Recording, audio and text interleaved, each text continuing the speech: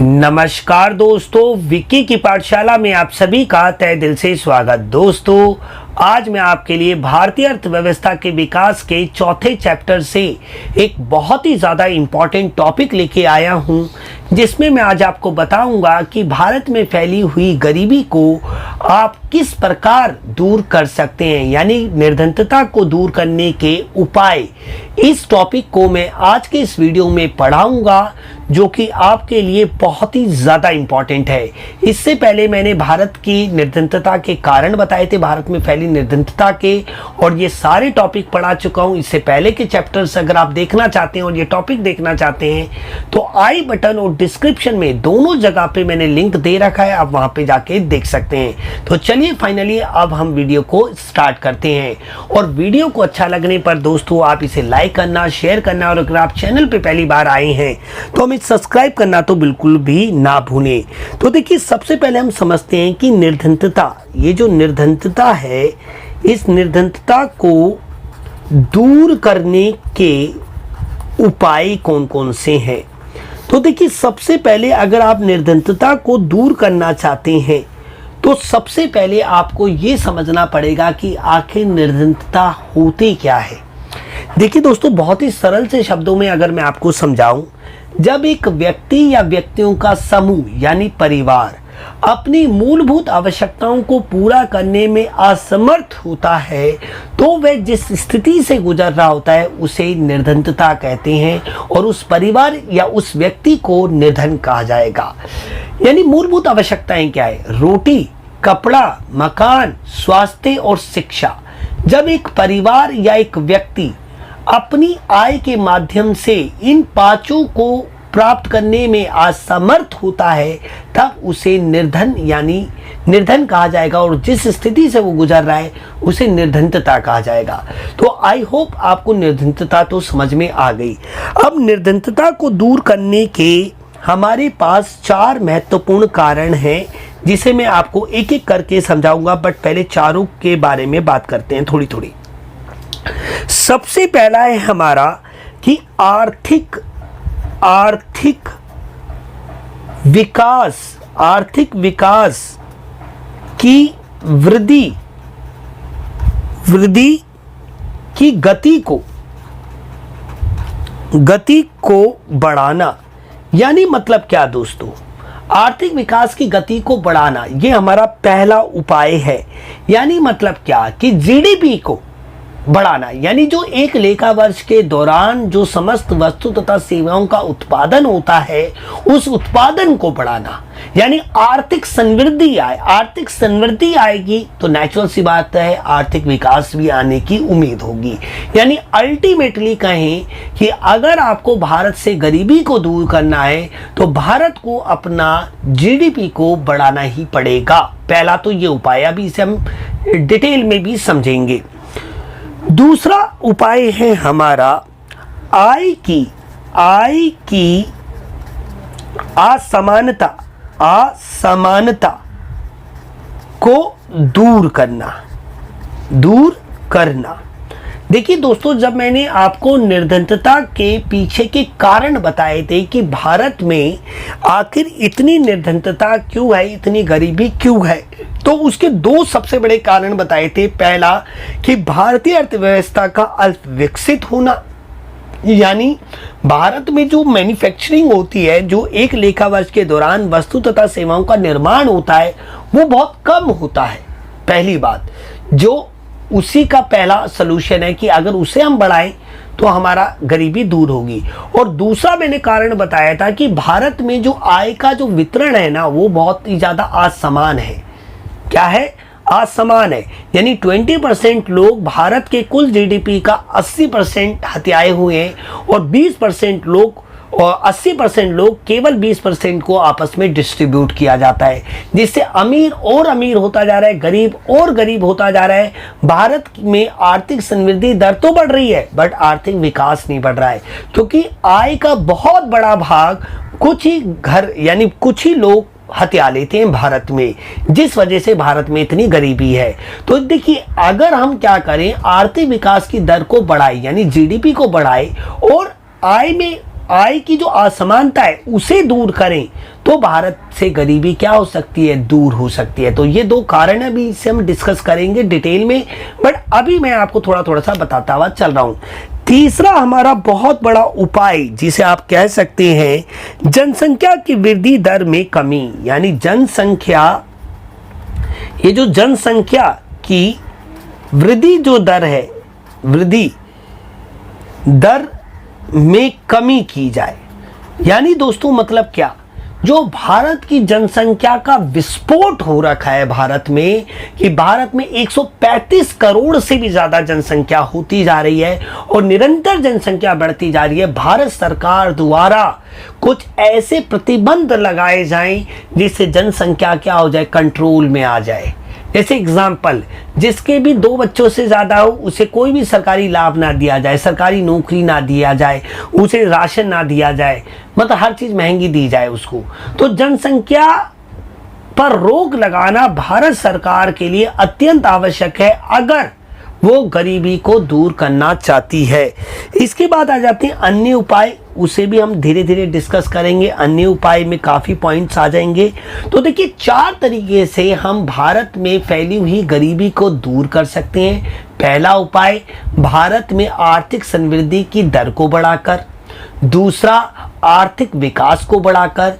तीसरा, जनसंख्या पे लगाम लगाकर। और चौथा, अन्य उपाय। और अन्य उपायों में बहुत सारे हो जाएंगे, जैसे कृषि को ज़्यादा महत्व देना और गरीब वर्ग को उचित दर पर सामान दिलाना, बहुत सारे उपाय हैं। तो सबसे पहले हम बात करते हैं पहले पॉइंट की। तो देखिए पहला पॉइंट है हमारा, पहला पॉइंट जो है हमारा वो क्या है, आर्थिक विकास की वृद्धि की गति को बढ़ाना। यानी मतलब क्या दोस्तों, बहुत ही सिंपल, जैसा कि आप अच्छी तरीके से जानते हैं कि भारत में एक क्षेत्र है जिसका नाम है परिवार क्षेत्र, ठीक है, परिवार क्षेत्र। और एक है हमारा उत्पादक क्षेत्र, ठीक है, उत्पादक क्षेत्र। और इसी में है क्या, वित्तीय क्षेत्र, वित्तीय क्षेत्र। और इसके अलावा है हमारा सरकार, ठीक है। और नेक्स्ट आता है हमारा शेष विश्व। ये बहुत इंपॉर्टेंट है, इसके बिना बात बनती ही नहीं है। इसके बिना आप ये समझिए, ये कॉन्सेप्ट आप समझ लीजिए, और मैं आपको कई बार समझा चुका हूं ये। तो देखिए ये हमारे प्रमुख क्षेत्र हैं पूरे एक देश की अर्थव्यवस्था में। और हम मान के चल रहे हैं कि भारतीय अर्थव्यवस्था कैसी अर्थव्यवस्था है, खुली अर्थव्यवस्था, यानी शेष विश्व से हम वस्तु तथा सेवाओं का निर्माण करते हैं। देखिए दोस्तों, अगर यहाँ से हमारी कारक सेवाएं जा रही हैं, ठीक है, कारक सेवाएं जा रही हैं, यहां से हमें वस्तु तथा सेवाओं का उत्पादन बढ़ रहा है, तो नेचुरल सी बात है भारत सरकार को इन्हें आर्थिक मदद देनी चाहिए। वित्तीय क्षेत्र को भी उत्पादक क्षेत्र के लिए ऋणों यानी कोषों को उपलब्ध कराना चाहिए, जिससे क्या हो, उत्पादन का स्तर बढ़े। देखिए अगर हमारी एक लेखा वर्ष के दौरान वस्तु तथा सेवाओं का उत्पादन बढ़ेगा तो नेचुरल सी बात है उत्पादन बढ़ाने के लिए श्रम को भी बढ़ाना पड़ेगा, और श्रम बढ़ेगा तो नेचुरल सी बात है गरीबी दूर होगी। देखिए दोस्तों, अगर देश में जीडीपी को बढ़ाना है, जीडीपी को बढ़ाना है या एनएनपी एट फैक्टर कॉस्ट यानी निवल राष्ट्रीय उत्पाद को बढ़ाना है कारक लागत पर, तो नेचुरल सी बात है कि श्रम यानी रोजगार को तो बढ़ाना ही पड़ेगा, क्योंकि किसी वस्तु के निर्माण में जो सबसे महत्वपूर्ण चीज होती है वो 2 चीजें होती है, पहला श्रम, दूसरा पूंजी। अगर दोस्तों नेचुरल सी बात है कि अगर देश भारत सरकार का जीडीपी बढ़ता है तो नेचुरल सी बात है रोजगार भी बढ़ेगा, और जब रोजगार बढ़ेगा तो नेचुरल है लोगों की आय बढ़ेगी। जब लोगों की आय बढ़ेगी तो लोग अपनी मूलभूत आवश्यकताओं को पूरा करने में क्या होंगे, समर्थ होंगे, जिससे भारत में फैली हुई गरीबी क्या होगी, दूर होगी। बट अभी अगर हम वर्तमान स्थिति की बात करें तो भारत का जो जीडीपी है वो -23.9% गिर गया है, जिसकी वजह से उत्पादन कम होगा, उत्पादन कम होगा तो रोजगार कम होगा, रोजगार कम होगा तो आय कम होगी, और जब आय कम होगी तो बहुत सारे लोग अपनी मूलभूत आवश्यकताओं को पूरा करने में क्या पाएंगे, असमर्थ पाएंगे, जिसके वजह से दोस्तों भारत में गरीबी बढ़ेगी। अब आप देख लीजिए, आपने न्यूज़ चैनल पे देख लीजिए, सोशल मीडिया में देख लीजिए, गरीबी बढ़ती जा रही है। बहुत सारे मध्य वर्ग के लोग और निम्न वर्ग के लोग अपनी मूलभूत आवश्यकताओं को पूरा नहीं कर पा रहे हैं, जिसके पीछे का कारण है क्योंकि उनको रोजगार नहीं मिल रहा है।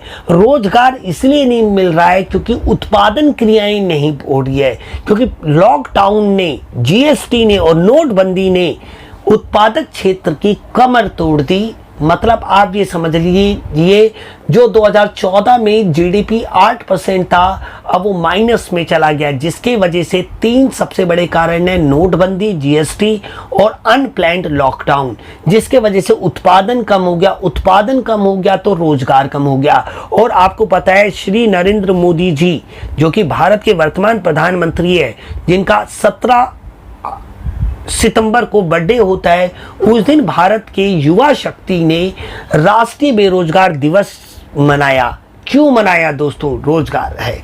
और दोस्तों, मैं सिर्फ नरेंद्र मोदी के खिलाफ नहीं हूं, मैं किसी भी गवर्नमेंट एजेंसी के खिलाफ नहीं हूं, बट मैं एक लोकतांत्रिक देश का एक नागरिक हूं। और अगर कोई भी पार्टी, भले वो कांग्रेस हो, एनसीपी हो, आम आदमी पार्टी हो, कोई भी पार्टी हो, अगर वो जनता की भलाई का काम नहीं करती तो हमारा फर्ज बनता है उसके अगेंस्ट आवाज उठाने का, वो भी शांतिपूर्ण ढंग से। दोस्तों, अब हम बात करते हैं दूसरे पॉइंट की। दूसरा पॉइंट क्या है भाई? आय की असमानता को दूर करना या फिर कहें कि कम करना, क्योंकि दूर खत्म तो बिल्कुल नहीं हो सकता, बट कम जरूर किया जा सकता है, थोड़ा बहुत दूर भी किया जा सकता है। देखिए दोस्तों, इसको समझाने के लिए आप ये समझिए, एक होता है आर्थिक समृद्धि, एक होती है आर्थिक समृद्धि, और एक होता है आर्थिक विकास। आर्थिक विकास बहुत ही इंपॉर्टेंट है, ये दो टर्म इकोनॉमिक्स में। आर्थिक समृद्धि का मतलब होता है दोस्तों, बहुत ही सिंपल, उत्पादन का बढ़ना। उत्पादन बढ़ेगा तो नेचुरल सी बात है आय बढ़ेगी, आय बढ़ेगा तो व्यय बढ़ेगा, व्यय बढ़ेगा तो नेचुरल सी बात है बचत भी बढ़ेगी। आय बढ़ने से, बचत बढ़ने से निवेश बढ़ेगा, निवेश बढ़ने से अगेन आय बढ़ेगी, और इसे ही हम कहते हैं दोस्तों आर्थिक समृद्धि। आर्थिक समृद्धि आर्थिक विकास के उस पक्ष की ओर इशारा करती है जिसकी गणना की जा सकती है। आप जानते हैं, राष्ट्रीय आय हो गई, देशी आय हो गई, राष्ट्रीय आय के 4 रूप हो गए, देशी आय के 4 रूप हो गए, उपभोग हो गया, निवेश हो गया, जिसको भी भारतीय अर्थव्यवस्था के स्तर पर नापा जा सकता है, आंकड़ों के रूप में व्यक्त किया जा सकता है, उसे हम आर्थिक समृद्धि दर कहते हैं।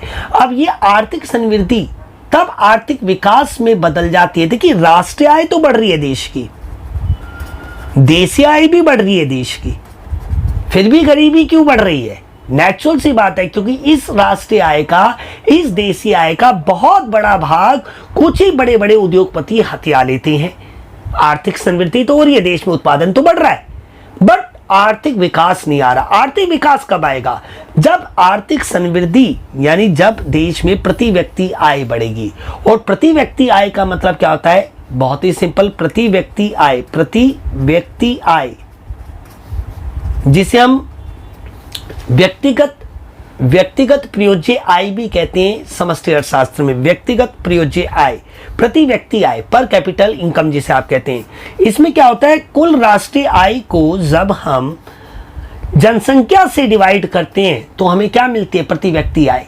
तो राष्ट्रीय आय, जो राष्ट्रीय आय है, अगर हम उसे जनसंख्या से भाग करेंगे तो प्रति व्यक्ति आय मिलेगी। और जब प्रति व्यक्ति आय में वृद्धि होती है दोस्तों, तब हमारा आर्थिक समृद्धि किसमें बदल जाती है? आर्थिक विकास में। क्योंकि जो राष्ट्रीय आय है या जो देशी आय है उसका भाग वो नीचे के स्तर तक पहुंच रही है। हर एक गरीब से गरीब व्यक्ति की आय हो रही है, जिसकी वजह से वो अपनी मूलभूत आवश्यकताओं को पूरा करने में समर्थ हो जाता है और देश में गरीबी क्या होती है? दूर होती है या कम होती है। क्योंकि दोस्तों अगर आय की असमानता को दूर नहीं किया जाएगा और राष्ट्रीय आय बढ़ रही है, देशी आय बढ़ रही है, बट उसका बहुत बड़ा भाग कुछ ही चंद उद्योगपति अपने पास हथिया लेंगे, तो भैया नेचुरल सी बात है आर्थिक विकास नहीं होगा।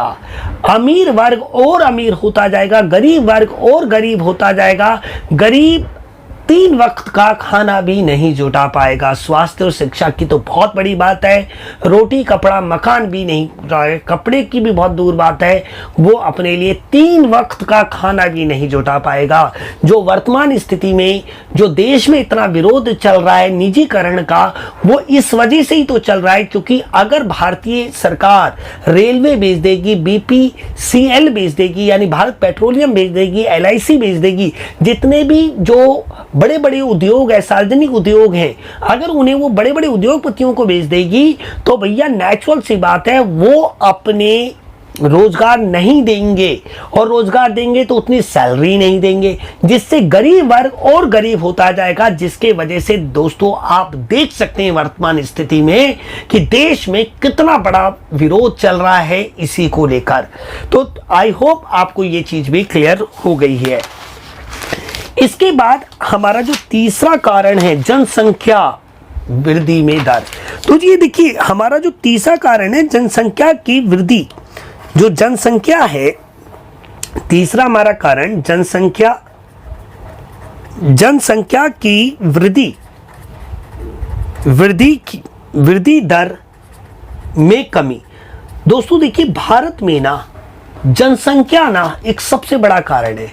हमारे देश में GDP भी बढ़ रहा है, चलिए ठीक है, आर्थिक विकास भी बढ़ रहा है, ये भी ठीक है, बट जनसंख्या ना उन दोनों को बर्बाद कर रही है। आर्थिक समृद्धि को भी निष्प्रभावित कर देती है, आर्थिक विकास को भी, क्योंकि भारत की जो जनसंख्या है ना वो ऐसी गोली की तरह बढ़ रही है कि देश की सरकार कितनी भी आर्थिक नीतियां बना ले बट वो कभी भी आर्थिक विकास को नहीं प्राप्त कर पाएगी। क्यों? क्योंकि सरकार बनाती है 10 बच्चों के लिए, 10 लोगों के लिए योजना, बच्चे हो जाते हैं 1000, तो कहां से सरकार की गलती निकालें? तो भैया जनसंख्या वृद्धि भी बहुत बड़ी समस्या है।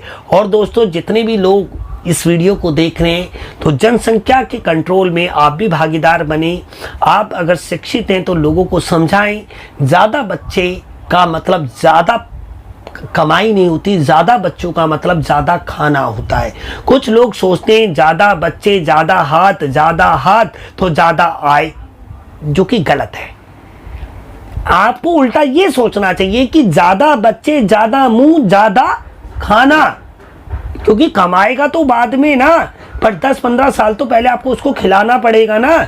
तो इसी बात को समझें कि जनसंख्या की वृद्धि दर में आपको कमी करनी चाहिए, नागरिकों को भी आगे बढ़ के आना चाहिए, हम दो हमारे दो, इस टाइप का स्लोगन देना चाहिए। और दोस्तों आपको मैं और एक चीज तरीके से समझाऊं कि आपको देश की सरकार को एक सिविल कोड लाना चाहिए जो सब पे, सभी धर्मों पे, सभी जातियों पे एक समान हो।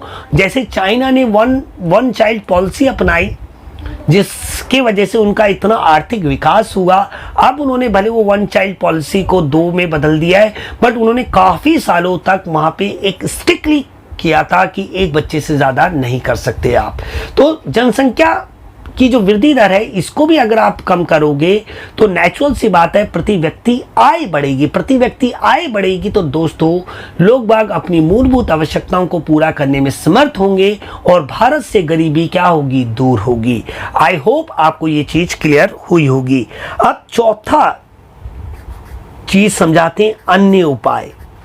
अन्य उपायों में सबसे मेन है, सबसे पहला पॉइंट अगर हम बात करें, सबसे पहला पॉइंट है हमारा कृषि। कृषि का विकास करना। भाई कृषि का विकास, क्योंकि दोस्तों हमने जो LPG नीति अपनाई, LPG नीति अपनाई, यानी उदारीकरण, वैश्वीकरण, निजीकरण, ये जो नीतियां अपनाई, ये भारत में गरीबी को इतनी दूर तक कम नहीं कर पाई, क्योंकि भारत तो एक कृषि प्रधान देश है। और जो एलपीजी की नीतियां थी वो द्वितीयक क्षेत्र और तृतीयक क्षेत्र यानी विनिर्माण क्षेत्र और सेवा क्षेत्र से ज़्यादा संबंधित थी, जबकि प्राथमिक क्षेत्र पे वो ज़्यादा फोकस नहीं करती थी, जिसकी वजह से एलपीजी नीति अपनाए हुए भी हमें 20 साल से भी ज़्यादा का समय हो रहा है, ऑलमोस्ट 20 साल ही हो गए। 1991 में अपनाई थी, यानी 19 साल हो गए, तब भी भारत में गरीबी कम नहीं हुई। जबकि शहरीकरण का तो विकास बहुत हुआ, शहरों में भले कम हुई हो, बट गांव में कम नहीं हुई। गांव में कम इसलिए नहीं हुई क्योंकि कृषि का विकास नहीं हुआ, और जब तक दोस्तों कृषि का विकास नहीं होगा तब तक भारत में गरीबी भी दूर नहीं होगी। और कृषि के विकास के लिए आप समझ सकते हैं कि कृषि का यांत्रिकरण और आधुनिकीकरण किया जाना चाहिए। यानी कृषि में विकास करने के लिए पहली बात कि कृषि का यांत्रिकरण, यानी जो लोग अब जो कृषि जैसे परंपरागत तरीके से करते हैं बैलों के माध्यम से, या खुद ही बैल बन जाते हैं किसान, ऐसे नहीं, अत्याधुनिक मशीनों का प्रयोग किया जाए, आधुनिकीकरण किया जाए, नई नई मशीनों का इस्तेमाल किया जाए। जैसे कि चाइना में देखिए कि वहाँ पे खेती कितने अत्याधुनिक तरीके से होती है, तो भारत में भी ऐसा होना चाहिए। और साथ में उन्नत बीजों का प्रयोग होना चाहिए, सिंचाई के बेहतर साधन होने चाहिए, रासायनिक तथा कंपोस्ट खाद का विशेष प्रयोग किया जाना चाहिए, जिससे कृषि की उत्पादकता और उत्पादन दोनों में वृद्धि हो, जिससे किसान की आय बढ़े। जब किसान की आय बढ़ेगी तो नेचुरल सी बात है वो अपनी मूलभूत आवश्यकताओं को पूरा करने में समर्थ होंगे और गरीबी क्या होगी, दूर होगी। तो बिना कृषि पे ध्यान दिए अगर कोई भी देश की सरकार और स्पेशली विकासशील देश की सरकार ये सोचती है कि वो गरीबी को दूर कर सकती है, तो ऐसा संभव नहीं है, ऐसा बिल्कुल भी संभव नहीं है। इसलिए दोस्तों मैं अपने इस चैनल के माध्यम से अपने देश की सरकार से ये आह्वान करना चाहूँगा कि ज़रूर किसानों की मदद ज़रूर की जाए, और कृषि के विकास के लिए उन्हें एक और चीज़ देने की बहुत ज़्यादा ज़रूरत है, जो कि आर्थिक सहायता दी जाए भारत सरकार के द्वारा। भारत सरकार को किसानों को आर्थिक सहायता देनी चाहिए और बहुत ही कम ब्याज की दरों पे इन्हें ऋण भी दिलाना चाहिए। कॉर्पोरेट जो हमारे बैंक होते हैं उन्हें किसानों को बहुत ही ज़्यादा कम यानी रियायतों पे क्या देना चाहिए, ऋण देना चाहिए, जिससे ये अपने उत्पादन के यानी बीज खरीद सके, सिंचाई के साधन का प्राप्त कर सके और कृषि का विकास हो। दोस्तों बिना कृषि के विकास के मैं नहीं मानता हूं कि भारत में कभी भी गरीबी को दूर किया जा सकता है। इसके बाद आता है कीमत स्तर में स्थिरता, यानी महंगाई दर को दूर, मतलब महंगाई को रोककर। अगर हम कहें कीमत स्तर में स्थिरता लाने का मतलब क्या है, आप जानते हैं कि भारत की जनसंख्या बढ़ती जा रही है, उत्पादन बढ़ नहीं रहा, डिमांड बढ़ रही है, सप्लाई बढ़ नहीं रही, जिससे हर एक वस्तु, हर एक सेवा की कीमत क्या हो रही है, बढ़ रही है। कीमत बढ़ने से जो भारत के निर्धन लोग हैं, गरीब लोग हैं, वो अपनी मूलभूत आवश्यकताओं को पूरा करने में क्या रहते हैं, असमर्थ रहते हैं। तो भारत सरकार को ये कोशिश करनी चाहिए कि उन्हें सामान्य उपयोग होने वाली वस्तुएं और जो गरीबों के यानी जो खाद्य पदार्थ से रिलेटेड होती है, जैसे चावल, गेहूं, चीनी और जो भी गरीब लोग जिसका इस्तेमाल करते हैं, उनकी रियायतों यानी बहुत कम कीमतों पर उन्हें देना चाहिए गरीबों को, जिससे कीमतों पर उचित मूल्यों की दुकानों पर, जैसे कि आपने देखा होगा केंद्रीय भंडार होते हैं, सीएसडी कैंटीन्स होती हैं, आपने सुना होगा, यानी उचित मूल्य पर दिया जाना चाहिए। जैसे कि 2 रुपये किलो चावल देना चाहिए, 3 रुपये किलो चावल देना चाहिए, ताकि लोग बाग कम से कम 3 वक्त का खाना तो खा पाए और कीमतों में स्थिरता बनाए रखनी चाहिए, यानी महंगाई नहीं होनी चाहिए। दोस्तों महंगाई बहुत बड़ा दुश्मन है गरीब इंसान का, एक आम व्यक्ति का, और अभी भारत में जो गरीबी महंगाई दर है वो बहुत बढ़ रही है, जिसका बहुत बड़ा कारण है क्योंकि उत्पादन रुक गया था लॉकडाउन में, ये एक बहुत बड़ा कारण है। नेक्स्ट इसका एक और एग्जाम्पल हमें दे सकता हूँ, बेरोजगारी का उन्मूलन करके। ये तो बिल्कुल ही सिंपल सी बात है। अगर आप लोगों को रोजगार दोगे तो नेचुरल सी बात है उनको आय प्राप्त होगी। जब आय प्राप्त होगी तो नेचुरल सी बात है कि वो अपनी मूलभूत आवश्यकताएं तो पूरी कर पाएंगे दोस्तों। बट दोस्तों अभी भारत में क्या हो रहा है, बहुत ही ज्यादा बेरोजगारी फैल गई है। नोटबंदी, जीएसटी और अनप्लैन्ड लॉकडाउन, इन तीनों ने भारत की अर्थव्यवस्था की कमर तोड़ दी है, जिसके वजह से 45 सालों में सबसे ज्यादा बेरोजगारी का स्तर है, जिसकी वजह से युवाओं ने मोर्चा खोल रखा है श्री नरेंद्र मोदी की सरकार के अगेंस्ट। और ये बिल्कुल सही भी है, भले ये भारत देश हो या किसी भी देश, कोई भी देश हो, अगर देश के युवाओं को रोजगार नहीं मिलेगा तो उनका भविष्य तो अंधकार में। जब उनका भविष्य अंधकार में होगा तो भारत में जो गरीबी है वो पिछले सारे रिकॉर्ड तोड़ देगी दोस्तों। तो मेरा ये मानना है कि आपको सरकार के अगेंस्ट शांतिपूर्ण ढंग से आवाज जरूर उठानी चाहिए अगर आपको रोजगार नहीं मिलता है।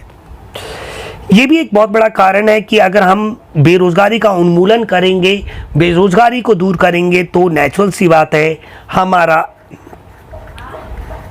गरीबी दूर होगी भारत में। उत्पादन तकनीक में परिवर्तन, उत्पादन तकनीक में परिवर्तन। दोस्तों भारत में जितनी भी वस्तुओं तथा सेवाओं का निर्माण होता है विनिर्माण क्षेत्र में, और दूसरा अगर हम कृषि क्षेत्र की बात करें, प्राथमिक क्षेत्र की बात करें, हम क्या कर रहे हैं, परंपरागत तरीके से कर रहे हैं, यानी जो सदियों से चलती आ रही है कृषि वैसे ही कर रहे हैं, मशीनों का भी। पर दोस्तों उत्पादन की तकनीक में परिवर्तन करना, तकनीक का मतलब क्या होता है पहले ये समझ लीजिए। किसी भी काम को करने के तरीके को तकनीक कहते हैं। पहले खेती कैसे होते थे कि किसान खुद गुड़ाई करते थे, खुद हल चलाते थे, फिर बैलों का प्रयोग होने लगा, फिर ट्रैक्टरों का प्रयोग होने लगा, तो काम के तरीके को ही तकनीक कहते हैं। और उत्पादन तकनीक में परिवर्तन यानी जो हमारा विनिर्माण क्षेत्र है या फिर हमारा जो कृषि क्षेत्र है उसमें अगर हम तकनीक में परिवर्तन करें, अत्याधुनिक तकनीक का प्रयोग करें, यांत्रिकरण कर दे, तो नेचुरल सी बात है उससे प्रति व्यक्ति आय, जो प्रति इकाई लागत होगी वो कम हो जाएगी और कम कीमत पर वस्तुओं को उपलब्ध कराया जा सकेगा, जिससे जो निर्धन वर्ग है ना दोस्तों, निर्धन वर्ग है वो भी उन वस्तुओं का उपभोग कर पाएगा, जिससे भारत में फैली गरीबी को दूर किया जा सकता है। तो तकनीक में परिवर्तन करना बहुत ही ज्यादा जरूरी है और जब तक बिना टेक्नोलॉजी को बदले आप भूल जाइए कि भारत में गरीबी को दूर किया जा सकता है। अब नेक्स्ट आता है न्यूनतम आवश्यकताओं